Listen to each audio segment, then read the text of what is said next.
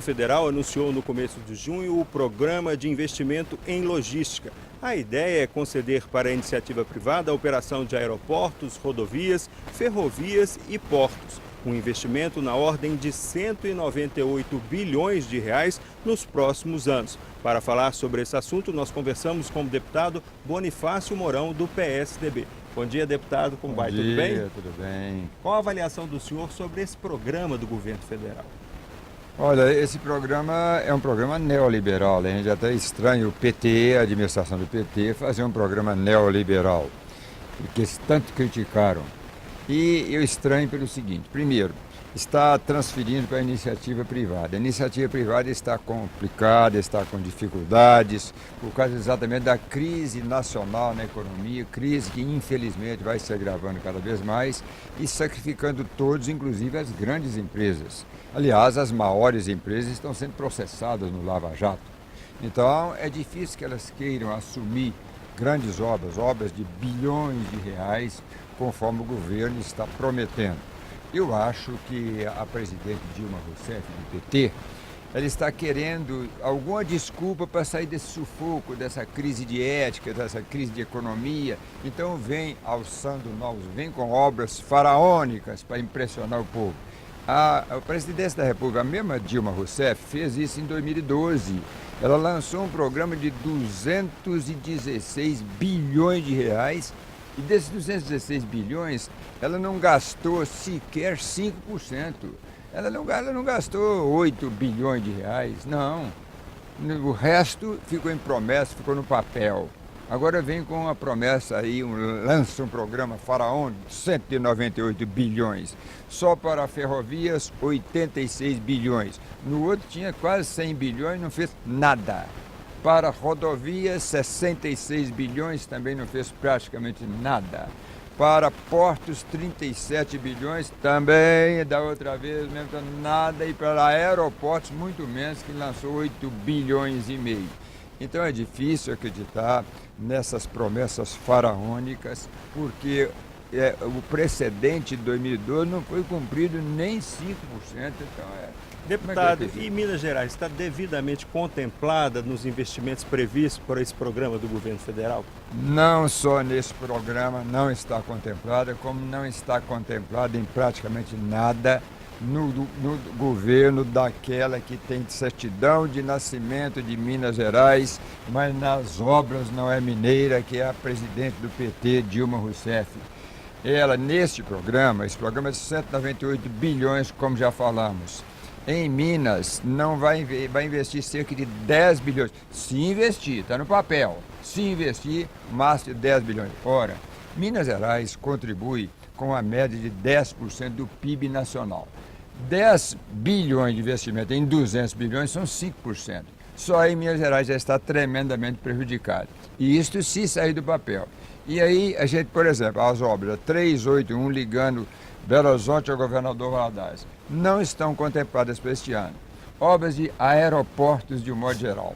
Ela lançou 800 e tantos milhões de reais para 270 terminais de aeroportos. Isso ela fez também em 2012 e não fez praticamente nenhum. E este ano ela está lançando 7 terminais só. Em 2012, 270.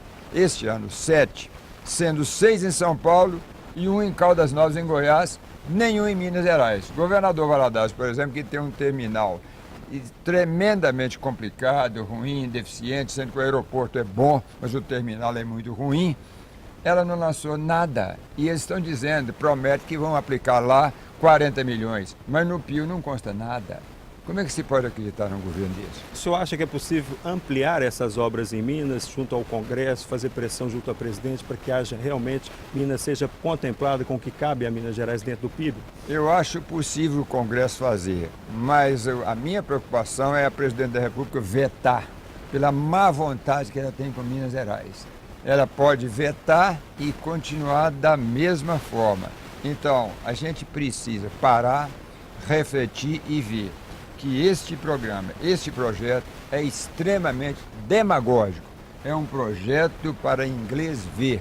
é um projeto para dizer que o governo já vai bem, quando todo mundo sabe que já vai muito mal, e as pesquisas têm dito isso. 90% da população brasileira rejeita a administração Dilma do PT. Deputado, outro tema que está em discussão nacional é a questão da redução da maioridade penal.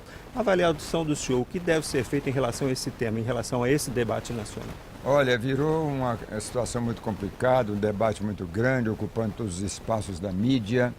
E, na verdade, eu gostaria de ver a redução para 16 anos, porque o Código Penal brasileiro é de 1940. Imagina, você tem 75 anos. Ele tem inúmeras disposições que precisam ser alteradas. Tem, por exemplo, uma disposição que fala no crime de sedução. Hoje, quem é que mais aceita a definição de crime de sedução de 1940 com os costumes que tem hoje? Quando se estabelece a pena mínima de 18 anos para o menor infrator, de alguma forma os menores estão servindo de instrumento para os maiores de idade que mandam cometer os crimes, e muitos cometem crimes gravíssimos. Então, a meu ver, a redução precisava ser para 16 anos. Acontece que, em primeiro lugar, nós precisamos de melhorar as nossas penitenciárias e as nossas cadeias. Porque muita gente fala assim, não pode reduzir para 16, porque vai colocar um menor com 16 anos numa cadeia, e aí é que ele vai se tornar criminoso profissional. A escola do crime. Escola do crime. Mas nós temos que colocar em primeiro lugar o interesse da sociedade. O interesse da sociedade, da comunidade, das famílias está superior ao interesse individual. Então, sendo assim, nós temos que proteger a sociedade, penalizando mesmo o maior de 16 anos, se ele comete crimes gravíssimos, como nós temos visto por aí. Agora, na frente disso, preparar as penitenciárias, as cadeias, para que elas possam ser centros de reeducação.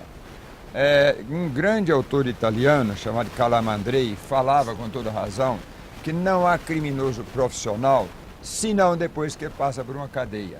Um outro chamado Beccaria fala muito bem, que em 4 reincidências de crime, 4 reincidentes, os 3 reincidentes cometem crimes cada vez mais graves depois que passam por uma cadeia. Então, a primeira coisa é melhorar as nossas penitenciárias, aumentar o número de vagas e preparar o preso para voltar reeducado para o convívio social. Deputado Bonifácio Mourão, muito obrigado pela atenção do senhor aqui com a Assembleia Notícia. Muito obrigado pela essa entrevista nesta manhã. Obrigado a você, obrigado a todos vocês. Ok. O PDT, o Partido Democrático Trabalhista, realizou convenção no domingo e elegeu o Diretório Municipal de Belo Horizonte para o próximo biênio. O deputado estadual Sargento Rodrigues foi eleito presidente do diretório do partido na capital e é um dos nomes para a disputa eleitoral para a Prefeitura de Belo Horizonte no ano que vem.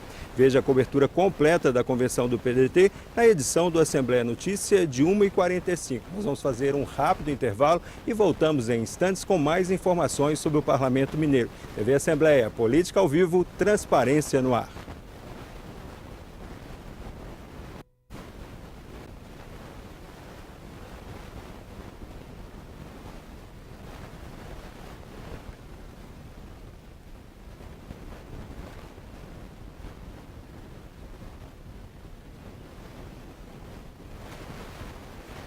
Voltamos a falar ao vivo do plenário da Assembleia com as informações sobre o Parlamento Mineiro.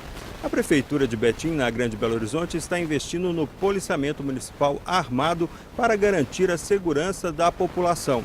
O projeto de